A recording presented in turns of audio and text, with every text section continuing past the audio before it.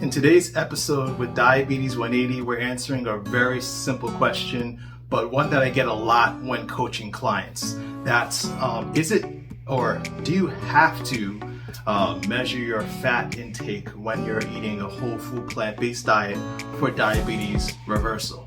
And the short answer is no, you don't have to. It's not absolutely necessary to track your fat intake. I know how annoying it is to have to weigh out and measure your food, log in into a food log, and keep track of it day to day.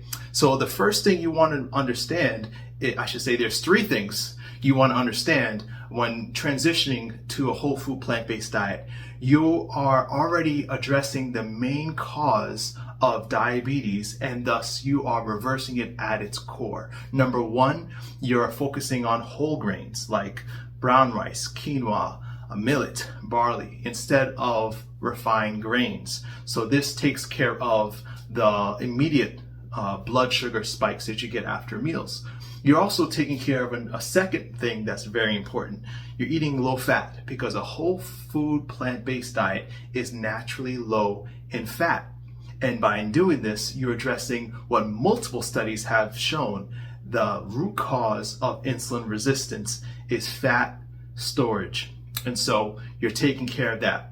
And the third thing you're taking care of is making sure you're limiting animal protein, or actually eliminating it, I should say, because animal protein, multiple studies have also shown, causes insulin resistance. So if you're eating a whole food plant-based diet, you're getting rid of refined carbs, you're eating low in fat, you're getting rid of animal proteins, the three main causes of not just developing diabetes, but having it progress.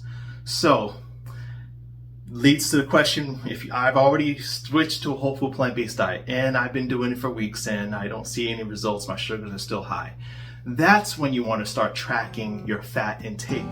You can start to track where the sources of fat are coming from, because there are plant sources of fat that you might need to limit or avoid in your diet. If you want to know more about the food sources, the plant food sources that are high in fat that you might need to limit, make sure you tune in to next week's live. We're going to cover plant sources of fat that might need to be limited in a whole food plant-based diet for diabetes reversal. See you next week.